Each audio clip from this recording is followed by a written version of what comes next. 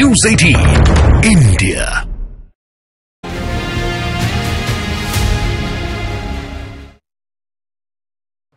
नमस्कार व्यूअर्स, और मेरे साथ इस समय बात करने के लिए बेहद खास मेहमान मौजूद हैं। मेरे साथ मौजूद हैं आर्टिकल 370 फिल्म की हीरोइन यामी गौतम और प्रोड्यूसर आदित्य धार।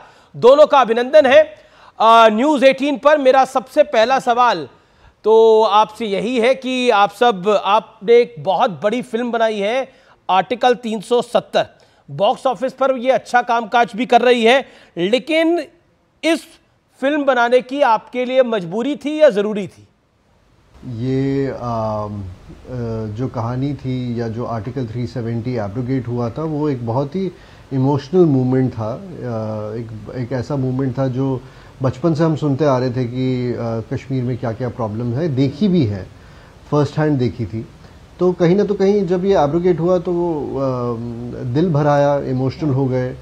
बट ये पता था ये एब्रोगेट किस तरीके, ये एब्रोगेट हुआ है, मगर ये नहीं पता था कि किस तरीके से हुआ है। और कहीं ना तो कहीं 1-1.5 साल पहले एक मेरे जर्नलिस्ट मित्र है जिन्होंने मेरे को काफ़ी डिटेल में बताया था कि कैसे हुआ था, कैसे प्लानिंग हुई थी और कैसे एग्जीक्यूशन हुआ था। और वहाँ पे मेरा थोड़ा सा इंटरेस्ट जागना शुरू हुआ और हम लिटरली इन्वेस्टिगेटिव जर्नलिस्ट की तरह उसको इन्वेस्टिगेट करने लगे जी। जब रिसर्च तैयार हुआ तब हमें समझ में आया कि यार ये कहानी तो दुनिया के सामने लानी ही चाहिए। जी यामी, मैं आपसे जानना चाहूँगा कि अभी आदित्य ने बताया कि क्या कारण रहे कि इस फिल्म को बनाया, लेकिन इस फिल्म की अगर मैं बात करूँ खास तौर पर तो अल जिहाद के नारे लगते हैं, हर घर से निकले का बुरहान जैसे नारे लगते हैं। क्या आप मानती हैं कि इन सब चीज़ों से बचा जा सकता था?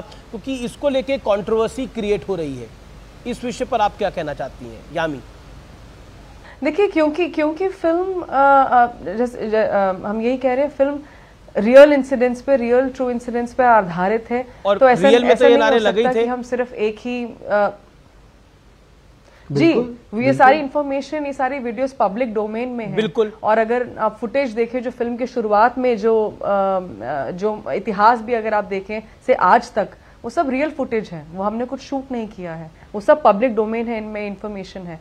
तो अगर ये जब बताने के लिए कि 370 क्या है, क्यों जरूरी था इसे हटाना, वो बहुत जरूरी है जो ये बताने के लिए कि क्या हो रहा था। आदित्य धार, ये सवाल आपसे है मेरा, जब आदित्य इसको प्रोपेगेंडा फिल्म कहा जाता है तो आपके मन में क्या आता है, आपकी तरफ से जवाब क्या आता है? ये कहा जाता है कि ये प्रोपेगेंडा फिल्म है, 2024 के चुनाव से पहले आई है, नरेंद्र मोदी को फायदा करने के लिए आई है। इस विषय पर बतौर प्रोड्यूसर आपका रिएक्शन क्या है? क्योंकि सबसे ज्यादा तो आप जवाब दे होंगे। फिर नहीं, जैसा कि मैं हमेशा कहता हूं कि जो हमारी करंट गवर्नमेंट है उनको ऐसी छोटी फिल्म की ज़रूरत नहीं है अपने इलेक्शन जीतने के लिए, वोट्स पाने के लिए। उन्होंने अपनी तरफ से बहुत ही अच्छा काम किया है जो कि सबके सामने बिल्कुल साफ साफ नज़र आ रहा है। कश्मीर की अगर आप आज की डेट में आप कश्मीर जाते हैं और सिचुएशन देखते हैं तो 2019 से पहले और 2019 का कश्मीर में ज़मीन आसमान का फ़र्क है। तो हमने एक कहानी बताई है जो कि सत्य घटनाओं पे से प्रेरित है और आपके पास रिज़ल्ट आपके आंखों के सामने है। कोई ऐसा आदमी जो इसको प्रोपेगेंडा बोल रहा है, क्या वो ये कहना चाहता है कि 2019 से पहले जब कश्मीर में पत्थरबाजी होती थी या मिलिटेंट्स आर्मी वालों को मारते थे तब कश्मीर ज़्यादा बेहतर था और अब ख़राब हो गया? ये प्रोपेगेंडा, मुझे आज तक ये नहीं समझ में आया कि किस बात से कह रहे हैं प्रोपेगेंडा जी। ये बड़ी इंपॉर्टेंट बात आप बता रहे हैं, लेकिन इस सवाल एक और सवाल है, क्योंकि गल्फ कंट्रीज में ये फिल्म बैन हो गई है, यानी मिडिल ईस्ट में इस फिल्म को बैन कर दिया गया है। इसको जब आपको ये खबर पता लगी तो उस पर आपका रिएक्शन क्या था? यामी, आदित्य, बोथ, और डायरेक्टर साहब से भी ये सवाल मैं पूछूंगा। आदित्य धार, पहले आप बताइए ज़रा, जब बैन कर दिया गया गल्फ में इस फिल्म को। बिल्कुल, हमें एक्चुअली काफ़ी आश्चर्य हुआ, हमें समझ में नहीं आया कि इसका क्या रीज़न था। बिकॉज जो फिल्म है वो टेररिज्म के ख़िलाफ़ है, वो बताती है कि कैसे इंडिया में, कश्मीर में कैसे आर्टिकल 370 को इस्तेमाल किया जा रहा था अलगाववादी ग्रुप्स के द्वारा या कुछ करप्ट पॉलिटिशियंस या ब्यूरोक्रेट्स के द्वारा टू सेफ गार्ड देमसेल्व्स। उसके पीछे छुप के वो गलत काम कर पा रहे थे और उनको कुछ कॉन्सिक्वेंसेस या कुछ किसी उस गलत काम की कोई भरपाई नहीं करनी पड़ रही थी। तो मुझे काफ़ी सरप्राइजिंग लगा, क्योंकि उरी रिलीज हुई है गल्फ में, जीरो डार्क 30 रिलीज हुई है गल्फ में। तो मुझे ये लगा कि हमारी फिल्म में ऐसा क्या था जो गलत था, बिकॉज ये टेररिज्म के खिलाफ है, और जहाँ तक मुझे पता है कि सारी इस्लामिक कंट्रीज टेररिज्म के खिलाफ है। तो मुझे ये समझ में नहीं आया कि ये इसको बैन करने का क्या रीजन था। वो थोड़ा सा ये एजेंडा, ये था हम सबके। देखिए यामी गौतम, क्या आपको लगता है ये एजेंडा ग्लोबल है, इसी वजह से इतने शार्प अटैक आ रहे हैं? ये फिल्म छोटी जरूर है लेकिन इसका हल्ला बहुत है। ये फिल्म छोटी जरूर है लेकिन इसकी कहानी बहुत बड़ी है। ये फिल्म छोटी जरूर है लेकिन धारा 370 का हटना इस देश के अंदर ऐतिहासिक रहा है, और ये फिल्म भी ऐतिहासिक है क्योंकि ये कोई सामान्य फिल्म नहीं है। एजेंडा ग्लोबल है। जी बिल्कुल है और हर एक को इफेक्ट करता है कहीं ना कहीं। कश्मीरी, नॉन कश्मीरी जो शांति चाहता है, जो अमन चाहता है, जो टेररिज्म के खिलाफ है। तो सच में ये मैंने इनफैक्ट 2 बार पूछा कि आर यू श्योर, क्योंकि मुझे यकीन नहीं हुआ कि क्यों ये फिल्म बैन होगी, क्योंकि ऐसा कुछ नहीं है। हमारे देश में ऐसा कोई विवाद नहीं है इस फिल्म को लेकर। ऑफ कोर्स चर्चा है, और जो चर्चा होनी भी चाहिए, कुछ सवाल होने चाहिए, अच्छे सवाल होने चाहिए। यामी, आपसे सवाल पूछना चाहूंगा कि सचिन तेंदुलकर हाल ही में कश्मीर के दौरे पर थे और वो क्रिकेट खेलते हुए उनकी तस्वीरें बड़ी वायरल हुई। तो कश्मीर में आपने तो शूटिंग भी करी है, तो क्या आपको महसूस हुआ, और आज के कश्मीर के लिए आप क्या कहना चाहेंगी 370 हटने के बाद वाले कश्मीर के लिए?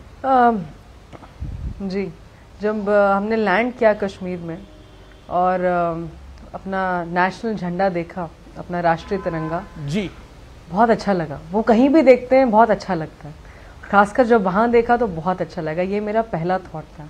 दूसरा, मैंने सोचा नहीं था वहाँ मुझे ट्रैफिक जाम मिलेगा, क्योंकि टूरिज्म इतना था, टूरिस्ट बसेस इतनी थी। मैंने कहा ये क्या हो रहा है? तो मैम टूरिस्ट बहुत ज़्यादा है ना, तो इसलिए मैंने कहा अच्छा, ये तो चलो अच्छी बात है। तो धीरे धीरे करके एक होता है, आपको ऑन ग्राउंड इन्फॉर्मेशन यहाँ से मिल रही है।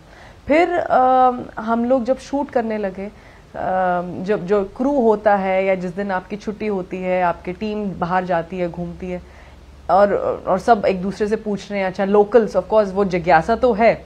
हमने किसी को बताया नहीं है हम क्या फिल्म शूट कर रहे हैं, हम, क्योंकि आप नहीं चाहते किसी तरह का कोई जस्ट पोटेंशियली भी कोई खनन आए कोई काम में। तो जब लोकल वहाँ के थे, उनके मुंह से सुना, मेरी गर्दन हल्की सी मुड़ी। मुझे याद है कि 370 के बाद ना कुछ 3-4 साल से काफी बेहतर हालात हैं। ये वहाँ के लोकल्स ने बोला, बड़ी इंपॉर्टेंट बात बता रही हैं आप। पथराव, जी बिल्कुल पथराव कम है। मैं बच्चों को स्कूल जाते हुए देख रही हूँ, मतलब स्कूल्स खुले रहते हैं, कोई इंटरनेट बैन नहीं होता है, या पथराव बिल्कुल खत्म हो गए।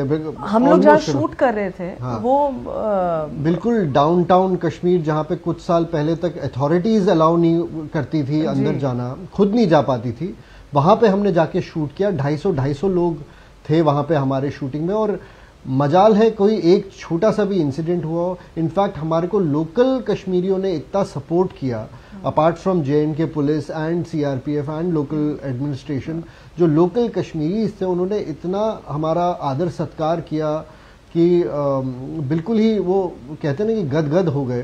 तो बहुत खुशी मिली, और खुले जाते थे हम। मंदिर गए, खीर भवानी, जीठियर, शंकराचार्य मंदिर गए, सारे डल लेक पे घूमे।